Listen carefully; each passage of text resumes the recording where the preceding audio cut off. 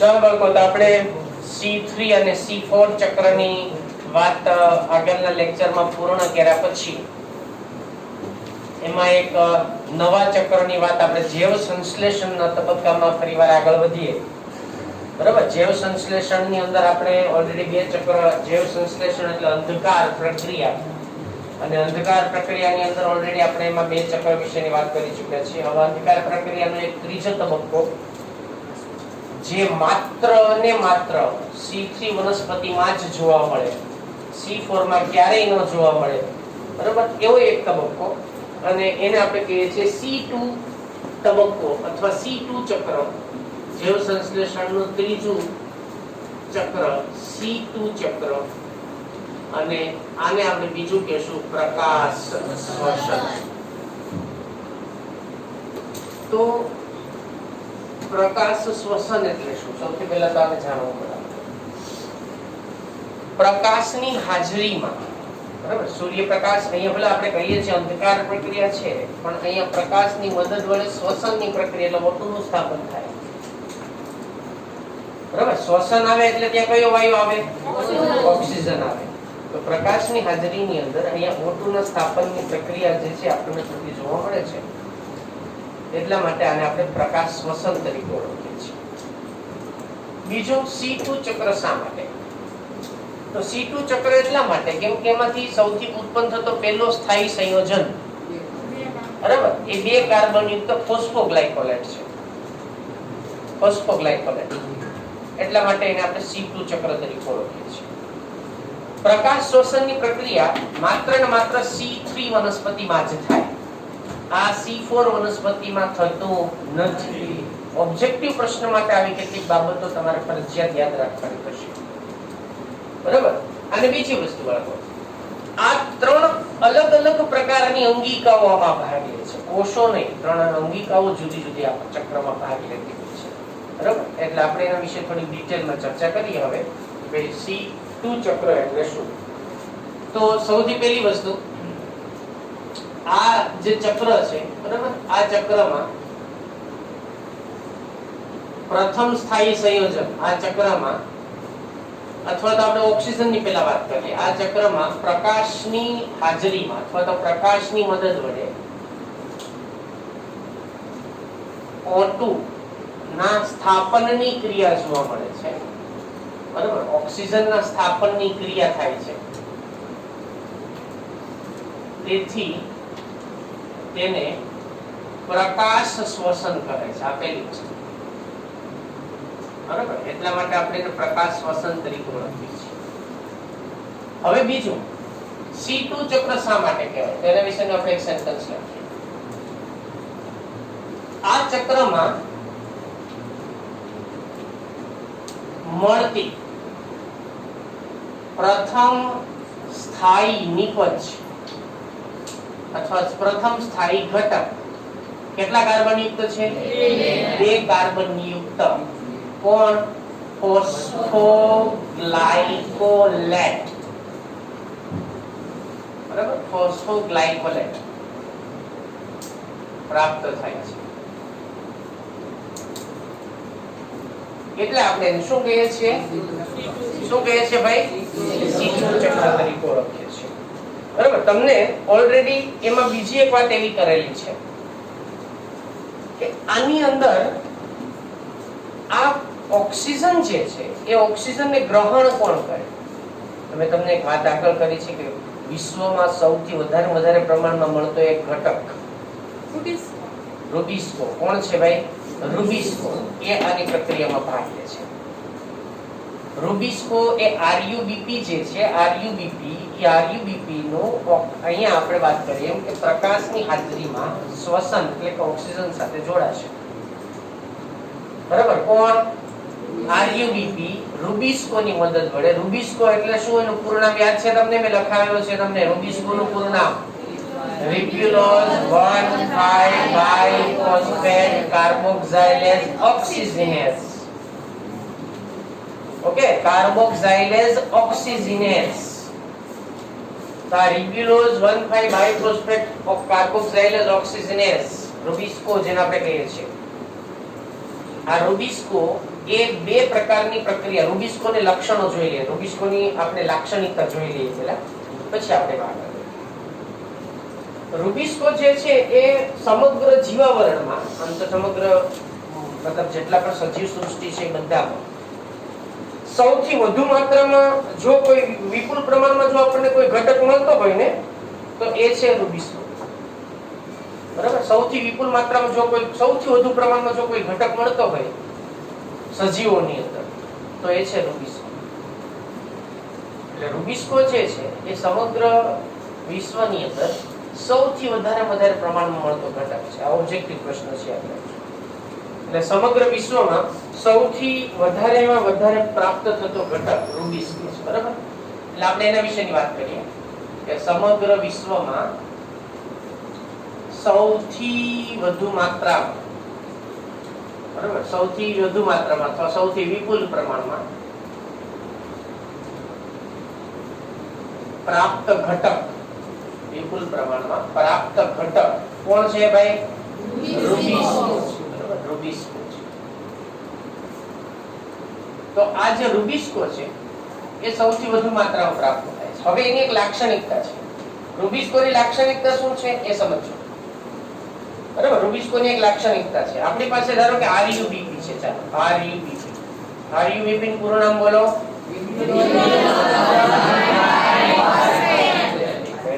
હવે રૂબિક, આની અંદર આપણે બે પ્રક્રિયા થાય. ઓલરેડી એક પ્રક્રિયા વિશે આપણે આગળ વાત કરી ચૂક્યા છીએ કે રૂબિસ્કોની સાથે કાર્બન ડાયોક્સાઇડ સંયોજાય. યાદ છે ને? તો એમાંથી શું બનશે? 3 કાર્બન યુક્ત 3 PGA નું નિર્માણ થાય કે નહીં? આ પ્રક્રિયા ઓલરેડી તમે જાણો છો અને કાર્બોક્સિલેશન કહેવાય. શું કહેવાય એને?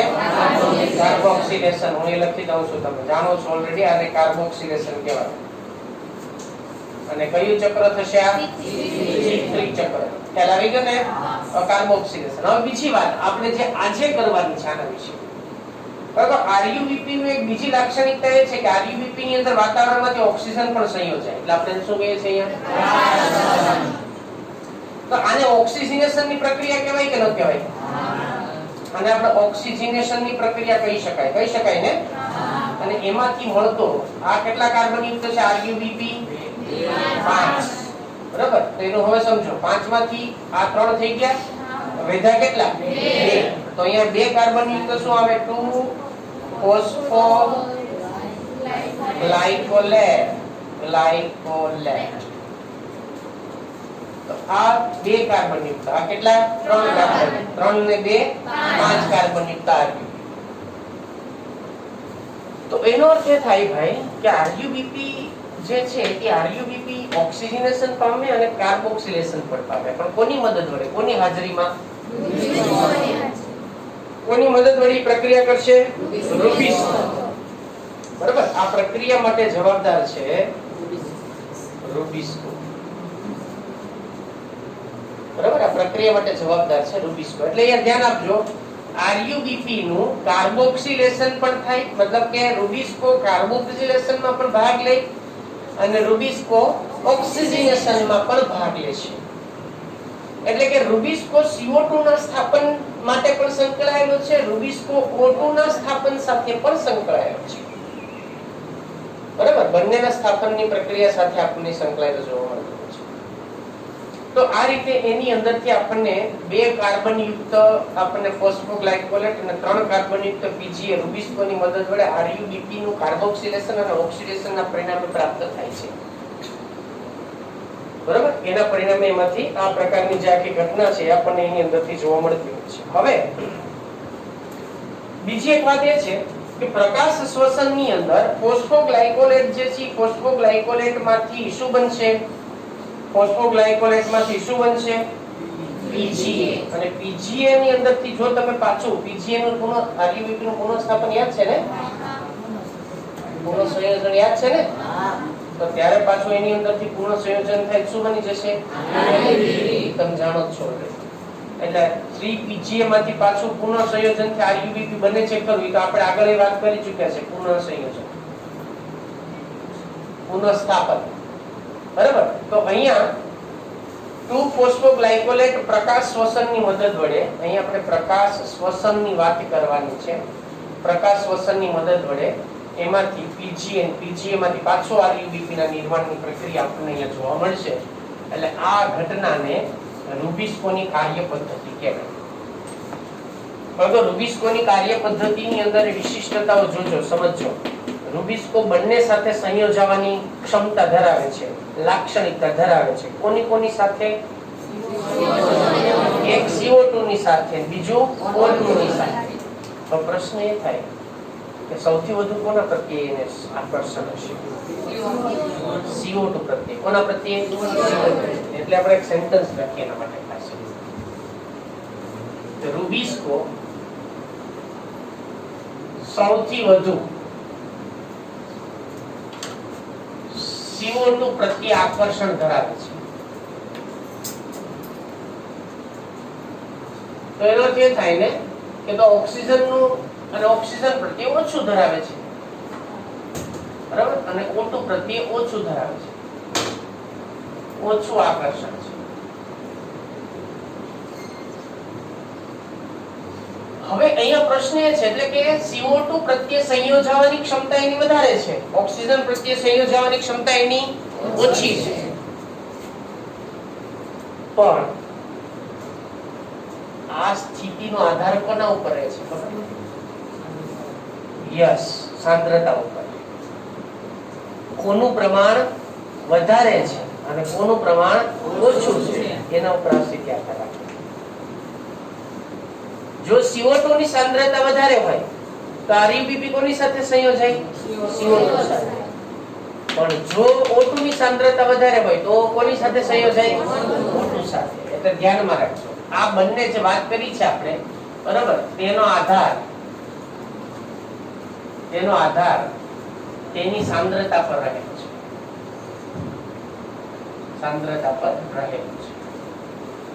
ભાઈ કોની સાંદ્રતાની વાત કરીએ આપણે? બરાબર, CO2 અને O2 ની સાંદ્રતા જે છે એના ઉપર એનો આધાર રહેલો છે. હવે તમને એક સમીકરણ આપેલું છે RuBP + CO2. શું બનશે એમાંથી?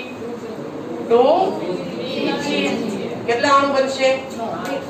એની અંદરના બે અણુ અહીં આપણે વાત કરી ને, RuBP + CO2 શું બન્યું? Pg. એ સમીકરણ છે એમાં. કાર્બોક્સાઇલેશનની પ્રક્રિયા થાય, કાર્બોક્સાઇલેઝ ઉત્સેચક એમાં ભાગ લે છે, બરાબર, આ તે આ રુબિસ્કો અને એના પરિણામ પ્રક્રિયા થાય છે. હવે C2 ચક્ર કેવી રીતે થાય એના વિશેની આપણે વાત કરીએ. પહેલા આટલી વસ્તુ સમજાઈ ગઈ મેં બધાને? ફરી એકવાર રિપીટ કરી દઉં છું, ધ્યાન આપજો, બરાબર. ફરી એકવાર રિપીટ કરું છું, ખૂબ અગત્યનું આ એક ચક્ર સમજવા માટે. C2 ચક્ર એટલે પ્રકાશ શ્વસન. પ્રકાશ સંશ્લેષણની પ્રક્રિયા જે થાય એની પ્રકાશની હાજરીમાં અહીંયા કાર્બન ડાયોક્સાઇડનું સ્થાપનની સાથે સાથે O2 નું પણ સ્થાપન થાય. ઓકે, ઓક્સિજનનું પણ સ્થાપન થાય એટલે પ્રકાશ શ્વસન કહેવાય, બાકી ન કહેવાય. હવે કોણ કરે, કેવી રીતે કરે, બરાબર? તો એનો આપણે વાત કરીએ.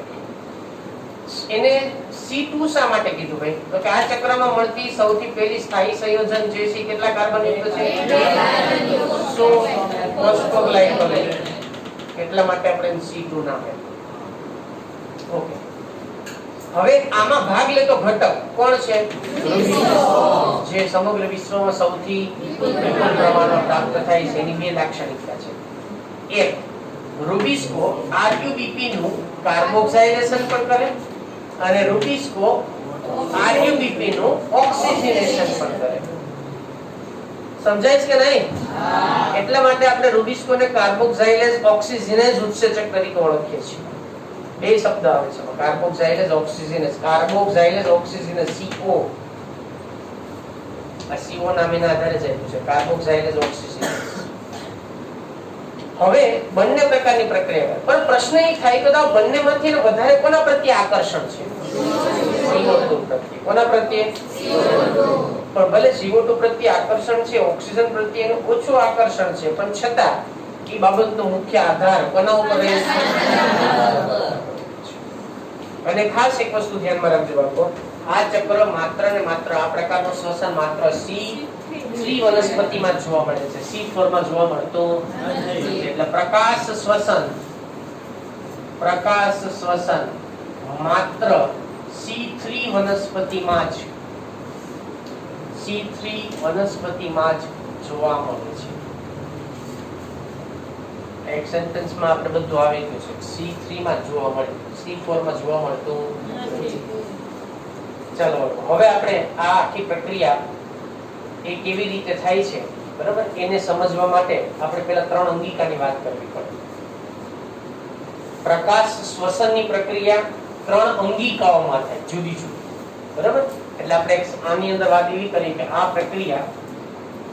ક્રિયા 3 અંગિકાઓમાં થાય છે. 3 અંગિકાઓ વિશે આપણે ભણી ચૂક્યા છીએ અને કોષમાં આવેલા જે અંગિકાઓ છે એની વાત કરીએ. અંગિકાઓમાં થાય છે. હવે આ 3 અંગિકાઓ કોણ કોણ ભાઈ? તો એમાં સૌથી પહેલું હરિતકણ, બીજું પેરોક્સિઝોમ અને ત્રીજું કોણાભસૂત્ર. બાળકો આ પ્રક્રિયા 3 જુદી જુદી અંગિકાઓમાં થાય છે, બરાબર. આ પ્રક્રિયા જુદી જુદી 3 અંગિકાઓમાં થાય છે. આ 3 અંગિકામાં હરિતકણ, પેરોક્સિઝમ અને કણાભસૂત્ર એ 3 અંગિકાઓ આ પ્રક્રિયામાં ભાગ લેતી હોય છે. અને જૈવ સંશ્લેષણનો તબક્કો છે એટલે સ્વાભાવિક છે કે આધારકમાં જ થાય. ક્યાં થાય આ પ્રક્રિયા? બરાબર. આ પ્રક્રિયા જૈવ સંશ્લેષણનો તબક્કો છે એટલે આધારકમાં જ આપણને થતી જોવા મળશે. હવે કેવી રીતે થાય છે એના વિશેની આપણે ચર્ચા કરીએ. તો સૌથી પહેલા આપણે 3 અંગિકાઓ વિશેની અહીંયા એમાં વાત કરીએ.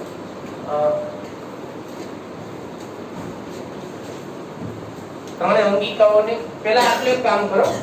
આટલું સમજાય કે બધાને? આમાં કોઈ ડાઉટ ખરો? રાખો ને.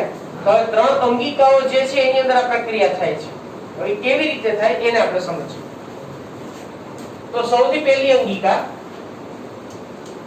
બરાબર, આ સૌથી પહેલી અંગિકા આપણે જે રીતે આગળ વાત કરી છે કે C4 ની અંદર ખબર છે ને અંગિકાઓ વિશે, એમાં પહેલી અંગિકા છે. આ બીજી અંગિકા,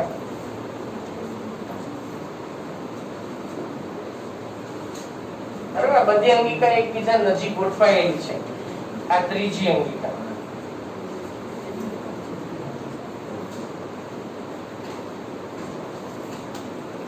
આ 3 અંગિકાઓ છે, 1, 2 અને 3, બરાબર. કદમાં થોડી ઘણી નાની મોટી હશે તો અંગિકાઓના કદ ઈ પ્રમાણે જ આધાર રાખે છે, એ સમજો. તો પહેલી અંગિકા છે આપણી પાસે હરિતકણ, બરાબર. પહેલી અંગિકા કઈ છે? હરિતકણ. બીજી અંગિકા પેરોક્સિઝોમ અને પેરોક્સિઝોમ્સ પણ કહી શકાય, બરાબર. અને ત્રીજી અંગિકા છે કણાભસૂત્ર, બરાબર. એટલે ત્રીજી અંગિકા કઈ છે? કણાભસૂત્ર. હવે સૌથી પહેલા આની અંદર આપણે વાત કરીએ કે આરયુબીપી નું શું થાય? ઓક્સિજનેશન. એટલે ત્યાંથી આપણે શરૂ કરીએ પ્રક્રિયા. ક્યાંથી? હરિતકણ. સમજો, આપણી પાસે છે સૌથી પહેલા આરયુબીપી. આ આરયુબીપી નું ઓક્સિજનેશન થયું. શું થયું? કોણ આવ્યું વાતાવરણમાંથી? કયો ઉત્સેચક ભાગ લેશે? કોણ ભાગ લે? શું થયું? ઓક્સિજનેશન. શું બન્યું? સાથે શું મુક્ત થયું? બરાબર. પ્રકાશ શ્વસન વાત કરી ને અહીંયા. પ્રકાશ શ્વસન, કેમ કે આરયુબીપી કેટલા કાર્બન યુક્ત છે? આ કેટલા વાળો છે? આ કેટલા વાળો છે? તો 3 ને 2 નું વિખંડન થાય, છૂટા પડે, બરાબર. ચાલો તો એ આપણે અહીંયા લખીએ. તો એની મદદ વડે એમાંથી 2-ફોસ્ફોગ્લાયકોલેટ પ્લસ 3PGA આનું નિર્માણ થાય છે. હવે આ જે 3PGA છે ને એ તો C3 ચક્રમાં વપરાઈ જાય છે. યાદ છે ને તમને? એટલે આપણે એને ક્યાંય ચક્રમાં નથી ઘુસાડવાનો, એને છૂટો રાખવાનો. કેમ કે ક્યાં વપરાય જશે C3 ચક્ર આ ક્રિયા જે છે કઈ વનસ્પતિમાં થાય C3 વનસ્પતિ એમાં કયું ચક્ર ચાલતું હોય C3 ચક્ર ત્યાં શું વપરાય જાય આ તો આગળ પ્રક્રિયામાં ભાગ કોણ લે માત્ર ફોસ્ફોગ્લાયકોલેટ કેટલા કાર્બન વાળું છે 2 કાર્બન વાળું કેટલા 2 કાર્બન વાળું હવે આની અંદર વિફોસ્ફોરીકરણની પ્રક્રિયા થાય તો ફોસ્ફેટ દૂર છે વિફોસ્ફોરીકરણ એટલે શું ફોસ્ફેટ દૂર થયું એમાંથી શું દૂર થયું ફોસ્ફેટ હવે જો ફોસ્ફો ગ્લાયકોલેટ ફોસ્ફો કાઢનો પદ વધે શું તો હવે ફોસ્ફોગ્લાયકોલેટ માંથી વિફોસ્ફોરીકરણની પ્રક્રિયા થઈ એટલે આમાંથી ફોસ્ફો દૂર થયો પીઆઈ દૂર થયો અને ફોસ્ફેટ આયન અને એમાંથી જે ઘટક બનશે એ શું છે ગ્લાયકોલેટ ગ્લાયકોલેટ કેટલા કાર્બન વાળું 2 આ ગ્લાયકોલેટ ક્યાં છે અત્યારે હરિતવર્ણમાં ત્યાંથી એ સ્થળાંતરિત થઈને ક્યાં આવે જો બાળકો પેરોક્સિઝમ છે ને એ એક ઓક્સિજનેશનની પ્રક્રિયા સાથે સંકળાયેલી અંગિકા છે જેમ કણાક સૂત્રની અંદર ઓક્સિડેશનની પ્રક્રિયા થઈને શક્તિનું ઊર્જાનું નિર્માણ થાય બરાબર એવી રીતે ઘણી બધી અમુક પ્રક્રિયાઓ જે છે એ પ્રક્રિયાઓની અંદર પેરોક્સિઝમ ભાગ લેતી હોય છે બરાબર પેરોક્સિઝમ જે છે એમ ભાગ લેતી અંગિકા છે કે જે ઘણી બધી ચયાપચયી પ્રક્રિયાઓ ઘણી એવી છે કે જેની અંદર પેરોક્સિઝમનો ઉપયોગ કરવામાં આવતો હોય છે તો અત્યારે આપણી પાસે શું છે ગ્લાયકોલેટ આ ગ્લાયકોલેટ વહન પામીને ક્યાં જશે ત્યાંથી ક્યાં જશે પેરોક્સિઝમમાં ગ્લાયકોલેટનું ઓક્સિડેશન થાય શું થાય ઓક્સિડેશન અને ગ્લાયકોઝાઇલેટ નું નિર્માણ થાય ગ્લાયકોઝાઇલેટ આ ગ્લાયકોઝાઇલેટ ની સાથે ઓક્સિડેશન ની પ્રક્રિયાને પરિણામે એમાં H2O2 અને શું કહેવાય હાઇડ્રોજન પેરોક્સાઇડ આ ઓક્સિડેશન યુક્ત ઘટક છે એનું એમાંથી સાથે ઉત્પન્ન થશે અથવા તો આપણે એમ કહીએ કે ભળીને એનું ઓક્સિડેશન કરશે તો હતું શું પેલા અહીંયા આ યાદ રાખજો ખાસ હતું શું પેલા શું દૂર કર્યું ફોસ્ફેટ કઈ પ્રક્રિયા થઈ વિફોસ્ફોરીકરણ કઈ પ્રક્રિયા કહેશું આને આપણે વિફોસ્ફોરીકરણ વિફોસ્ફોરીકરણ એટલે હું દૂર થયો ફોસ્ફેટ ગ્લાયકોઝાઇલેટ બન્યું આ ગ્લાયકોઝાઇલેટ જે છે એટલે ગ્લાયકોઝાઇલેટ એટલે ગ્લાયકોલેટ કે હું એમાંથી પેરોક્સિઝમ આપણે ગ્લાયકોલેટ ને પહેલા અંદર લઈએ ને પછી ઓક્સિડેશન કરીએ બરાબર પહેલા આપણે એને અંદર લઈ લઈએ ચાલો આને પહેલા આપણે અંદર લઈ લઈએ પછી ઓક્સિડેશન કરીએ એટલે એનું સ્થળાંતરણ તમને સ્પષ્ટ રીતે ખ્યાલ આવે તો અહીંયા આપણે એનું સ્થળાંતરણ થયું તેમાંથી આવ્યું છે ગ્લાયકોલેટ ગ્લાયકોલેટ માંથી બન્યું છે ગ્લાયકોઝાઇલેટ પ્લસ H2O2 બરાબર પ્લસ આ ઓક્સિડેશન સબસ્ટન્સ છે ઓક્સિજન કરવા વાળો ઘટક છે ઓક્સિડેશન માટે બરાબર એટલે એમાં આવ્યો છે ગ્લાયકોઝાઇલેટ પ્લસ ગ્લાયકોઝાઇલેટ જે છે એની અંદરથી વિવિધ ઓક્સિડેશનના તબક્કાઓમાંથી જ્યારે પસાર થાય ત્યારે એની અંદરથી ગ્લાયસીન નું નિર્માણ થાય શેનું નિર્માણ થાય ગ્લાયસીન કેટલા કાર્બન વાળું 2 જો ગ્લાય પછીના નામમાં થોડા ફેરફારો થાય છે સમજાય છે કોમન નામ શું આવશે શરૂઆતમાં જો પહેલા જો ફોસ્ફો ગ્લાયકોલેટ ફોસ્ફેટ ઉડાડી દો બીજું શું ગ્લાયકોલેટ આ ગ્લાયકોલેટ ક્યાં ગયું પેરોક્સિઝમ તેનું થયું ઓક્સિડેશન તો પહેલા શું બન્યું ગ્લાયકોઝાઇલેટ પછી શું બન્યું ગ્લાયસીન ઓકે યસ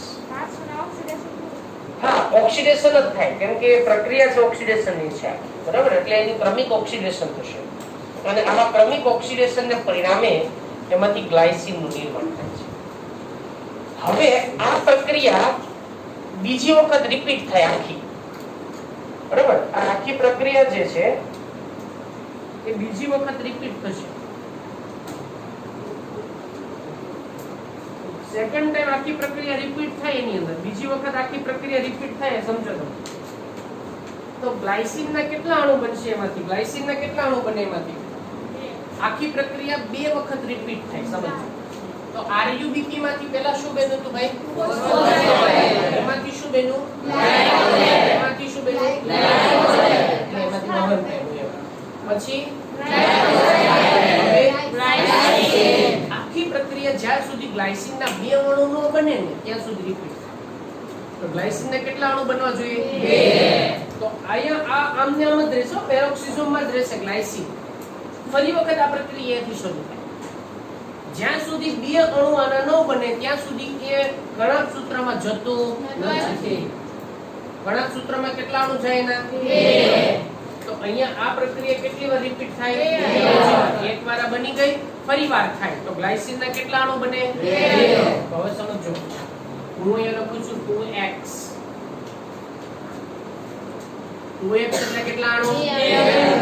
તો હવે આ ગ્લાયસીનના 2 અણુ પેરોક્સિસોમમાંથી ક્યાં આવે છે? સૂત્ર 2x ગ્લાયસીન. તો ગ્લાયસીન કેટલા કાર્બન વાળું છે? 1 કાર્બન. હવે આ ગ્લાયસીનના 2 કાર્બન એટલે ટોટલ કેટલા કાર્બન થયા? 4. કેમ કે કેટલા અણુ છે? 2. તો 4 કાર્બન થયા ને? પાક્કું ને ભાઈ? 4 કાર્બન ની સામે 4 કાર્બન આપણને જોવા મળે છે, બરોબર? કેમ કે આ ગ્લાયસીનના 2 અણુ છે, 2 કાર્બન વાળા 2 અણુ એટલે 4 કાર્બન છે. હવે આની અંદર ડીકાર્બોક્સિલેશનની પ્રક્રિયા. ડીકાર્બોક્સિલેશન એટલે શું થયું? કાર્બન ડાયોક્સાઇડ દૂર થયું. તો ગ્લાયસીનનું ડીકાર્બોક્સિલેશનની પ્રક્રિયા થાય અને આ ડીકાર્બોક્સિલેશનની પ્રક્રિયાને પરિણામે એમાંથી સેરીનનું નિર્માણ થાય. શેનું નિર્માણ થાય? સેરીન. તો અહીંયા એમાંથી સેરીનના 2 અણુ, સેરીન અથવા તો આપણે સેરીનના 1 અણુની જ વાત કરશું. સેરીનનું નિર્માણ થાય છે. આ સેરીન 3 કાર્બન છે. શું દૂર થયું આમાંથી?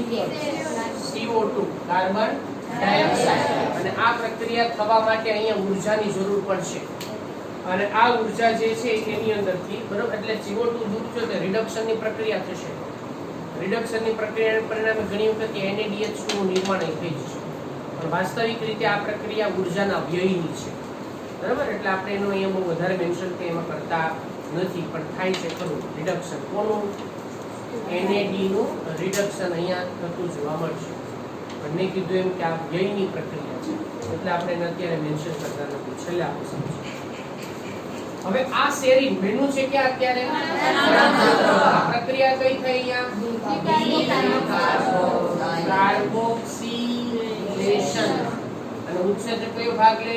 ડીકાર્બોક્સાઇલેસ. બરાબર. હવે આ સેરીન કેટલા કાર્બન વાળું છે? 3. ક્યાં મૂવ થાય? પેરોક્સિસોમમાં મૂવ થશે એટલે કે ત્યાં આવી જશે, સ્થળાંતરિત થશે. સેરીન માંથી એની અંદર જે હાઇડ્રોક્સી પાયરુવેટ જે છે એનું નિર્માણ થાય. હાઇડ્રોક્સી પાયરુવેટ, બરાબર? સેરીન માંથી હાઇડ્રોક્સી પાયરુવેટ નું નિર્માણ થાય. હાઇડ્રોક્સી પાયરુવેટ આ પણ 3 કાર્બન યુક્ત ઘટક છે, બરાબર? અને હાઇડ્રોક્સી પાયરુવેટ માંથી એની અંતે એમાંથી ગ્લિસરેટ નું નિર્માણ થાય છે. શેનું નિર્માણ થાય છે? ગ્લિસરેટ. તો આની અંદર અહીંયા ગ્લિસરેટ નું નિર્માણ થાય છે. હવે સમજો, જો કદાચ આપણે અહીંયા જો NAD નું બતાવીએ ને, NAD+ કન્વર્ટેડ ઇન્ટુ NaDH2 એનું રિડક્શન જો થાય તો અહીંયા આપણે બતાવીએ ને, તો એનો NaDH2 અહીંયા વપરાઈ જશે, બરાબર? એટલે NaDH2 અહીંયા વપરાઈ જશે. તો પ્રક્રિયા શું થશે ભાઈ? તો કે NaDH2 કન્વર્ટેડ ઇન્ટુ NAD+. જ્યાં NaDH2 બનો, મેં કીધું રિડક્શનની પ્રક્રિયા થાય ને, NAD+ માંથી શું બને છે? NaDH2 નું નિર્માણ થાય. તો આ NaDH2 પાછો અહીંયા વપરાય છે એટલે વધુ નહીં થઈ કે ઊર્જાનો ઉપયોગ બહુ માત્રામાં કઈ ઊર્જા ઉત્પન્ન થઈ નથી, માત્ર એનો ઉપયોગ થયો છે. જે બેનું થી વપરાય ગયો એટલે મેં કીધું આ ઊર્જાના વ્યયની પ્રક્રિયા છે. હવે શું થાય? ગ્લિસરેટ બન્યું. આ ગ્લિસરેટ પાછો અહીંયા સ્થળાંતરિત થાય. ગ્લિસરેટ, અને ક્યાં એવું છે? ગ્લિસરેટ હરિતકણમાં પાછું. આ ગ્લિસરેટ માંથી EGA નો ગુણ છે. બરાબર, અથવા તો આ ગ્લિસરેટ જે છે એ ગ્લિસરેટમાંથી અહીંયા પીજી એટીપી વપરાશે, પીજીએ બનશે, પીજીએ. પીજીએ માંથી પાછું શું બને છે? ક્યારેક એટીપી વપરાય છે, એક એટીપી વપરાય છે એટલે ATP converted into ADP plus PI વપરાશે.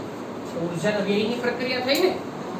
એટીપી ઉપયોગમાં આવ્યો ને, અહીંયા અંધકાર પ્રક્રિયા છે કે નહીં? હા. તો અહીંયા એટીપી ઉપયોગમાં આવશે જ ને. ભલે અહીંયા નિર્માણ NADH2 પણ અહીંયા વપરાઈ ગયો એટલે એ તો બેલેન્સ થઈ ગયું, 0. પણ અહીંયા એક એટીપી ઓલરેડી એને ગુમાવી દીધો છે. એ શા માટે ગુમાવ્યો? યાદ કરો, કોના પુનઃસ્થાપનની વાત છે? યાદ છે? પીજીએ માંથી આરયુબીપી ના પુનઃસ્થાપનની પ્રક્રિયામાં એક એટીપી વપરાય છે, C3 ચક્ર સમજો. તો અહીંયા એના પુનઃસ્થાપનની પ્રક્રિયા એટલા માટે એનો ઉપયોગ. તો બાળકો આ આખા ચક્રને કયું ચક્ર કહેવાય? આ શું થયું? પ્રકાશ. આ ડિટેલમાં આપણે આપ્યું છે, તમને ટેક્સ્ટબુકમાં આપેલું છે. બરાબર, વાક્ય શબ્દોની અમુક રચનાઓ તમને ખાસ આપેલી છે, બીજું કોઈ વધારે નથી. પણ આખી પ્રક્રિયા જે કઈ રીતે થાય છે, બરાબર, આખી પ્રક્રિયા કઈ રીતે થાય એની આપણે આખી એમાં ડિટેલમાં વાત કરી. તો ફરી વખત આને આપણે સમજીએ, યાદ રાખજો અહીંયા. બરાબર, ખૂબ ઝડપથી આપણે એમાં ફરીવાર અમુક નામ જે છે એ ખાસ તમને આમાં ઓબ્જેક્ટિવ પ્રશ્નમાં એવી રીતે પૂછાય કે કયો અણુ શેમાંથી શેમાં જાય અને શું બને છે. બરાબર, એ યાદ રાખજો ખાસ. બરાબર, ચાલો તો સૌથી પહેલા આપણે વાત એ કરીએ કે આ પ્રકાશ શ્વસન કેટલી અંગિકામાં થાય?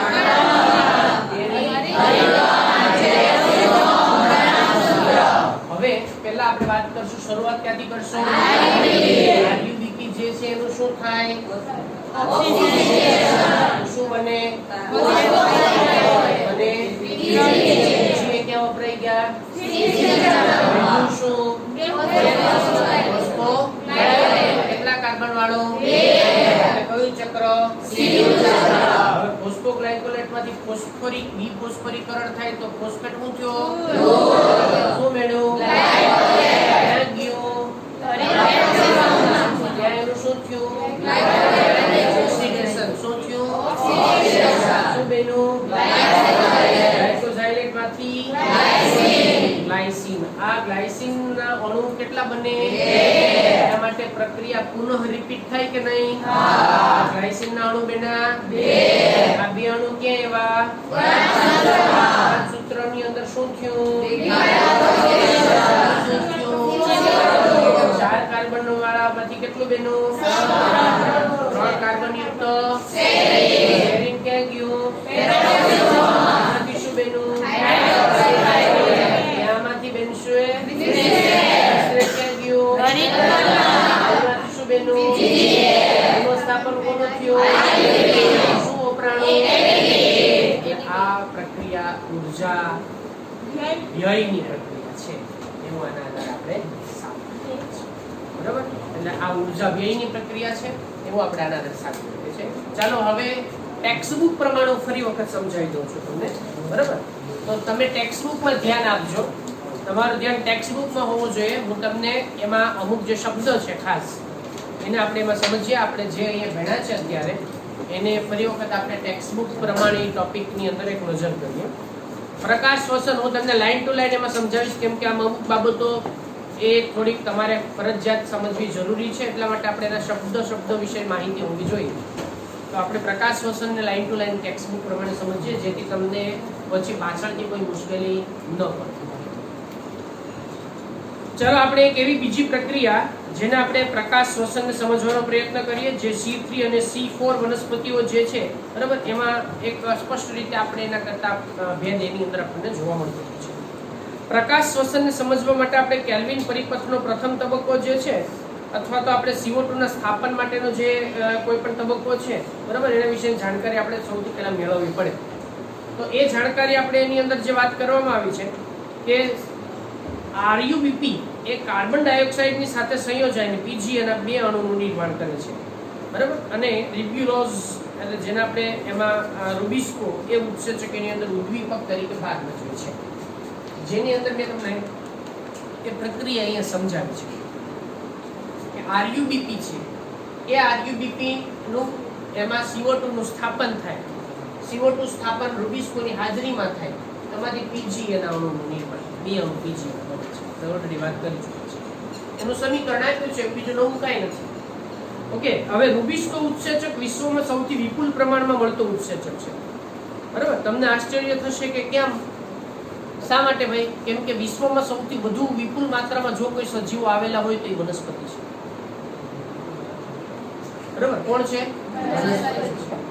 નંબર ઓફ, તમે એમાં જો આપણે લિવિંગ ઓર્ગેનિઝમ્સ ની વાત કરીએ તો લીલ એટલા મોટા પ્રમાણમાં, દરિયાઈ સપાટી ઉપર છે, મીઠા પાણી, ખારા પાણી બધામાં છે. એ રીતે વનસ્પતિ જે સૌથી વિપુલ માત્રામાં આપણને જોવા મળે છે. અને બીજું કાર્બોક્સિલેશન અને ઓક્સિજનેશન તો બધામાં થાય છે, પ્રાણીઓમાં થાય, એટલા માટે બધાની અંદર આ પ્રકારની ક્રિયા આપણને સામાન્ય જોવા મળતી. પણ અહીંયા આપણે બેઝિકલી વનસ્પતિ વિશેની વાત કરીએ છીએ, બરાબર? તો આપણે એના વિશે તમારે એમાં ખાસ સમજવું કે એના પરિણામે એની અંદર એનું પ્રમાણ જે છે એ સૌથી વધુ માત્રામાં જોવા મળતું છે. હવે બીજી એક લાક્ષણિકતા એની એ છે, બરાબર, કે રૂબિસ્કોને O2 કરતા CO2 પ્રત્યે વધુ આકર્ષણ છે. મેં તમને ઓલરેડી એ વાત કરી છે કે રૂબિસ્કોને સૌથી વધુ CO2 પ્રત્યે આકર્ષણ છે, O2 પ્રત્યે ઓછું આકર્ષણ છે. બરાબર, O2 પ્રત્યે ઓછું આકર્ષણ. હવે બીજું, એના જોડાણનો આધાર કોના ઉપર રહેલો છે? એની સાપેક્ષ સાંદ્રતા. જો મેં એ વાત ઓલરેડી પણ કરી છે, એના જોડાણનો આધાર જે છે કોના ઉપર રહેલો છે ભાઈ? સાપેક્ષ સાંદ્રતા એના ઉપર રહેલો છે કે કોણ બેની સાપેક્ષમાં કોની સાંદ્રતા વધુ છે, O2 ની કે CO2. એ સાપેક્ષ સાંદ્રતા ઉપર એનો મુખ્ય આધાર જે છે એ રહેલો છે. ઓકે, હવે સ્પર્ધાત્મક રીતે જો આપણે વાત કરીએ તો O2 અને CO2 બંનેમાંથી ઉત્સેચક સાથે કોણ જોડાય એનો આધાર એની સાપેક્ષ સાંદ્રતા ઉપર રહેલો છે. C3 વનસ્પતિમાં કેટલાક O2 એ રૂબિસ્કોની સાથે જોડાય છે. હવે આપણે આ બાજુની વાત કરીએ, બરાબર? હવે આ બાજુની વાત કરીએ, માત્ર કઈ વનસ્પતિની વાત કરવાની છે? C3 વનસ્પતિમાં કોણ જોડાય છે? O2 કોની સાથે? રૂબિસ્કો. બરાબર, એટલે રૂબિસ્કોની મદદ વડે આપણે ઓક્સિજનેશનની પ્રક્રિયા હવે એના તરફ આગળ વધીએ છીએ. પછીનો પેરેગ્રાફ. આથી CO2 ના સ્થાપનમાં ઘટાડો થાય. સીધી વાત થઈ કે નહીં? હવે જો રૂબિસ્કો સામાન્ય રીતે જોડાય કોની સાથે પ્રક્રિયા કરશે? CO2. પણ અહીંયા કોની સાથે જોડાય? O2 સાથે જોડાય તો CO2 સાથે જોડાઈ શકતો નથી. તો પછી અહીંયા C3 ચક્રમાં ઘણી બધી અગવડતાઓ ઊભી થાય, બરાબર, મુશ્કેલી ઊભી થઈ છે. તો એટલા માટે એની અંદર પ્રકાશ શોષણમાં RuBP જે છે Pg ના બે અણુમાં પરિવર્તન થવાને બદલે ઓક્સિજન સાથે સંયોજાય અને એક ફોસ્ફોગ્લાયકોલેટ જે છે 3 કાર્બન યુક્ત એની અંદરનો એક ફોસ્ફોગ્લાયકોલેટ જે 2 કાર્બન યુક્ત છે, બરાબર, અને 3 કાર્બન યુક્ત એક ફોસ્ફોગ્લાયકોલેટનો અણુ જે છે એનું નિર્માણની પ્રક્રિયા આપણને જોવા મળશે. ફરીવાર સેન્ટેન્સમાં ધ્યાન આપજો. પ્રકાશ શોષણમાં RuBP 3 PgA ના 2 અણુઓમાં પરિવર્તિત થવાને બદલે ઓક્સિજન સાથે સંયોજાઈને પરિપથમાં એક ફોસ્ફોગ્લાયકોલેટનો એક પરિપથમાં એક ફોસ્ફોગ્લિસરેટનો 3 કાર્બન યુક્ત અણુ, ફોસ્ફોગ્લિસરેટનો 3 કાર્બન યુક્ત અણુ, બરાબર, ફોસ્ફોગ્લિસરેટનો 3 કાર્બન યુક્ત અણુ, ફોસ્ફોગ્લિસરેટ ફોસ્ફો, અને બીજું શું બનાવે છે? ફોસ્ફોગ્લાયકોલેટ. અને બીજી જે વાત કરી છે તમને, એક ફોસ્ફોગ્લાયકોલેટના અણુનું નિર્માણ કરે છે. કેટલા કાર્બન વાળો છે ભાઈ? આ કેટલા કાર્બન વાળો છે? 2 કાર્બન યુક્ત. આ કેટલા કાર્બન યુક્ત? હવે આ સેન્ટેન્સ સમજ્યા તમે? બરાબર, RuBP રૂબિસ્કો સાથે પ્રક્રિયા કરીને 3 કાર્બન યુક્ત PgA અને 2 કાર્બન યુક્ત ફોસ્ફોગ્લાયકોલેટના એક અણુનું નિર્માણ કરે છે. સમજાણું? આપણે એ જ વાત કરી છે, બરાબર, એ જ વાત કરી છે. ચલો, એના પછી શું થયું? તો અહીંયા હવે એના પરિણામે, બરાબર, એટલે અણુનું નિર્માણ તો થાય, એમાં ATP ના ઉપયોગની સાથે CO2 પણ મુક્ત થાય છે. શું મુક્ત થાય છે એમાંથી? CO2 પણ. ઉપયોગ કોનો થાય? ATP. એટલે ઊર્જા ઉલટાની અહીંયા ઉપયોગ ઉત્પન્ન થવાને બદલે શું થાય છે? વપરાય છે. ATP નો અણુ વપરાય છે. એટલે આને વ્યયની પ્રક્રિયા કહેવાય, ફાયદાકારક નહીં. ઉલટાની વ્યય એટલે કયો થઈ? નુકસાનકારક થઈ જાય. એટીપી તો આપણે જોતો હતો પણ એ તો વપરાઈ ગયો છે. ઓકે, એટલે CO2 જે છે એની એ પણ એમાં મુક્ત થાય છે. એટલે પ્રકાશ શ્વસન દરમિયાન એટીપી કે NADPH નું સંશ્લેષણ થતું નથી. એટલે આ પ્રકાશ શ્વસન એ વ્યયકારક પ્રક્રિયા છે. કઈ પ્રક્રિયા છે? બરાબર. એટલે આપણે એક સેન્ટેન્સ એની અંદર તમારે યાદ રાખવું કે આ ક્રિયા વ્યયકારક પ્રક્રિયા છે. ચલો આગળ જોઈએ. હવે એમાં C4 વનસ્પતિઓમાં પ્રકાશ શ્વસન થતું નથી. આપણે ઓલરેડી વાત કરી છે. આ શેમાં થાય છે? માત્ર શેમાં નથી થતું? એનું શું કારણ છે ભાઈ? કારણ એ છે કે તે એક એવું તંત્ર ધરાવે છે કે જે ઉત્સેચકના સ્થાને CO2 ની સાંદ્રતામાં શું કરી દે છે? વધારે. સમજો, ઉત્સેચકીય પ્રક્રિયા એવી કરી દેશે કે જેને પરિણામે CO2 ની સાંદ્રતા વધી જશે. તો CO2 ની સાંદ્રતા વધે તો CO2 કોની સાથે વધારે જોડાય? CO2 વધારે જોડાય તો કઈ પ્રક્રિયા થાય? એટલા માટે આ એક વિશિષ્ટતા છે. શેમાં? C4 માં. શું? એ કોનું પ્રમાણ વધારે છે? કોની સાંદ્રતા વધી ગઈ? CO2 ની સાંદ્રતા વધે તો એ કોની સાથે જોડાય?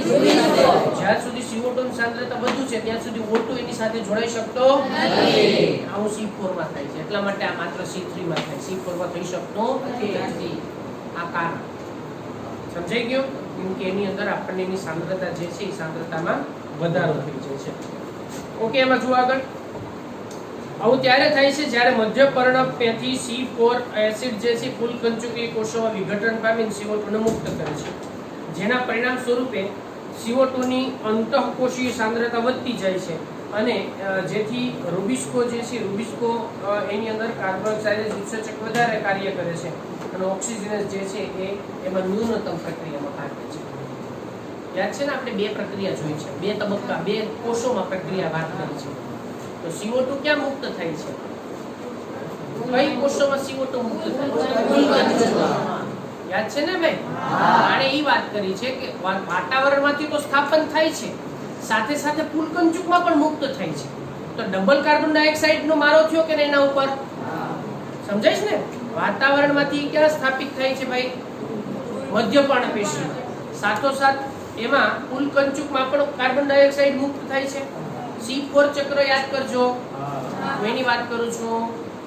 તો એના પરિણામે એક કાર્બન ડાયોક્સાઇડ આવે છે ને બીજો ઉત્પન્ન થાય છે. તો આપોઆપ સાંદ્રતા કાર્બન ડાયોક્સાઇડની એટલે અહીંયા ઓક્સિજન સાથે સંયોજાઈ શકતો નથી. ક્લિયર? ચાલો હવે આપણે C4 વનસ્પતિઓમાં પ્રકાશ શ્વસન થતું નથી, બરાબર? એ આપણે સમજી ગયા છીએ. અને એટલા માટે ઉત્પાદન જે છે આ વનસ્પતિઓમાં ઉત્પાદકતા સામાન્ય રીતે વધુ કેમ હોય એના વિશે પણ આપણે ઓલરેડી વાત કરી ચૂક્યા છીએ. અને આપણે ઓલરેડી વાત કરી ચૂક્યા કે તાપમાનની બધા સામે પણ સહિષ્ણુતા C4 વનસ્પતિ વધારે સહન કરવાની ક્ષમતા ધરાવે છે. એ પણ ઓલરેડી વાત કરી છે. એટલે આ બધાની બાબતોના આધારે એક તમને કોષ્ટક આપેલું છે, એમાં તુલનાત્મક અહેવાલ એમાં રજૂ કરવામાં આવેલો છે, બરાબર? એની અંદર આપણને એ પછી આપણે જોઈએ એમાં, બરાબર? પછી આપણે એની અંદર જોઈએ કે કયા પ્રકારનું કોષ્ટક એની અંદર જોવા મળે. આપણે જોઈએ તો C2 ચક્રમાં વધારે ખ્યાલ આવી ગયો ભાઈ? બરાબર? એમાં તમને બીજી કોઈ વાત કરેલી નથી. અહીંયા મેં એટલે જ કીધું કે ટેક્સ્ટબુક કરતા મેં તમને આ આખી બાબત એના અંદર વધારે ડિટેલમાં આપણે વાત કરી છે. આ નીટ માટે ખાસ, બરાબર? આ નીટમાં પૂછાય છે એટલા માટે મેં આ બાબતને ઉલ્લેખ કર્યો છે. બાકી તમને ખાલી એટલી જ વાત કરી છે અહીંયા સુધીની જ, બીજી કાંઈ નહીં. જો આ જ વાત કરી છે તમને, એ સિવાય બીજી કશું જ વાત એમાં કરી નથી. શું કીધું એને કે ભાઈ આરયુબીપી વાતાવરણમાંથી કાર્બન ડાયોક્સાઇડનું સ્થાપન કરશે એટલે ફોસ્ફોગ્લાયકોલેટ અને પીજીએ બનાવશે. પછી એને સીધી કથા આના વિશેની જ કરી કે C4 વનસ્પતિમાં શા માટે ભાઈ આ પ્રક્રિયા નથી થતી. પછી છેલ્લે આખો પેરેગ્રાફ એનો આપી દીધો કેમ કે એની અંદર ઉલટાનો 2 વખત કાર્બન ડાયોક્સાઇડ જે છે એનું આપણને સ્થાપન થતું જોવા મળે. એકમાં સ્થાપન થાય, એક મુક્ત થાય. એટલે કાર્બન ડાયોક્સાઇડનું પ્રમાણ ઓક્સિજન કરતા વધારે છે, બરાબર? એટલે ઓક્સિજન સંયોજાઈ શકતા નથી કેમ કે ઓલરેડી કાર્બન ડાયોક્સાઇડ વધારે છે, એટલે કાર્બોક્સિલેશનની પ્રક્રિયા વધારે થાય છે, બરાબર? એનું કારણ આપ્યું. બીજું કે આ પ્રક્રિયા વ્યયકારક છે, એવું એને વાત કરી આખી કે વ્યયકારક પ્રક્રિયા છે, બરાબર 3 અંકિકા ભાગ લે છે આની અંદર, એના વિશેની પણ કોઈ સ્પષ્ટતા એમાં આપવામાં આવેલી નથી. હવે જે કોષ્ટક છે બરાબર, એ કોષ્ટકની અંદર આપણે એમાં સમજીએ કે કઈ કોષ્ટકમાં તુલનાત્મક અભ્યાસ છે. આ તુલનાત્મક અભ્યાસ છે અને આ તુલનાત્મક જે બંનેની C4 અને C3 વનસ્પતિમાં શું આપણને વિવિધતા જોવા મળે છે, તો અહીંયા એ તમારે એમાં લખવાનું છે તમારી જાતે. આપણે 3 ચક્ર ભણી ચૂક્યા છીએ ને, શું શું ભણ્યા ભાઈ? C3, C4, C2. આ ત્રણેય બાબતોના આધારે હવે તમારે બંને વચ્ચેનો એક કમ્પેરિઝન કરવાનું છે. તમને એની અંદર એવા પ્રશ્ન પૂછવામાં આવ્યા છે, તમારે એમાં એનો જવાબ લખવાનો છે. હું તમને એક સમજાવી દઉં, ખાલી પહેલું સમજો. ફર્સ્ટ તમને એવું આપ્યું છે કે કેલ્વિન ચક્ર, બરાબર, એ કેલ્વિન ચક્ર દર્શાવતા કોષને શું કહેવાય? કેલ્વિન ચક્ર કયા કોષમાં જોવા મળે? C3 ચક્રમાં. હવે સમજો એમાં શું કરવાનું છે. C3 ચક્રમાં કેલ્વિન ચક્ર કયા કોષોમાં થાય? C3 ની નીચે બોક્સ છે ને, ત્યાં તમારે શું લખવું પડે? અને C4 માં ક્યાં થશે? પુલકંચુક.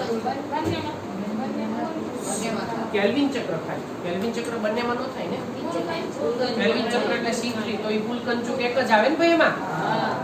તમે સમજ્યા શું કહેવા માંગે છે? હવે તો આ રીતે તમારે એની સાપેક્ષમાં એની ક્યાં જોવા મળશે, મધ્યપર્ણ પેશી કે પુલકંચુકના કોષોમાં, એ તમારે ત્યાં લખવાનું છે. બીજો પ્રશ્ન જોઈ લો એટલે તમને એમાં હજી વધારે આઈડિયા આવી જાય. પ્રારંભિક કાર્બોક્સિલેશનની પ્રક્રિયા થતી હોય, બરાબર, એવા કોષનો પ્રકાર શું છે? એનો અર્થ કે સૌથી પહેલા કાર્બન ડાયોક્સાઇડનું સ્થાપન કયા પ્રકારના કોષોમાં થાય? કઈ વનસ્પતિમાં? બંનેમાં? C3 માં. તો C4 માં ક્યાં થાય? બંનેમાં મધ્યપર્ણ પેશીમાં થાય કે નહીં? બંનેમાં. પુલકંચુકમાં નથી થતો કે CO2 સ્થાપન? શેમાંથી મુક્ત થાય? પુલકંચુકમાં. મધ્યપર્ણ પેશી અને પુલકંચુક બંનેમાં આ પ્રકારની રચના જોવા મળશે ભાઈ. શેમાં શું થાય? ઓકે, હવે હું જે પૂછે પ્રશ્ન છે, C3 વનસ્પતિમાં CO2 નું સ્થાપન કયા કોષોમાં થાય? Question number 3. C4 વનસ્પતિમાં CO2 નું સ્થાપન, CO2 નું સ્થાપન બંનેમાં ન થાય? બંનેમાં ન થાય? નહીં સમજીએ. ના ના, આપણે બંનેમાં સમજીએ ભાઈ. તમે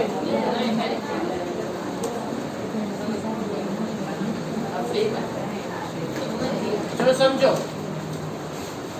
આમાં પેલા પેપ છે. પેપ શું કરશે? શું બને? ઓએમાંથી શું બને? મેલેટ ક્યાં જાય? એમાં શું બને? આમાંથી કાર્બન ડાયોક્સાઇડ ગયો, ત્યાં એ સ્થાપન નો થયો. અહીં કયું ચક્ર ચાલે? C3 ચક્ર ચાલે છે કયા કોષોમાં? પુલકંચુકમાં કાર્બન ડાયોક્સાઇડ નું સ્થાપન ન થયું. અહીંયા કયું છે? આ એમાં પણ સ્થાપન ન થયું. સમજાણું? બસ આ રીતે તમારે પોતાની જાતે થોડોક મગજનો ઉપયોગ કરીને આખા કોષ્ટકમાં બધું તમારે કમ્પ્લીટ કરવાનું છે. પહેલા લખી લો.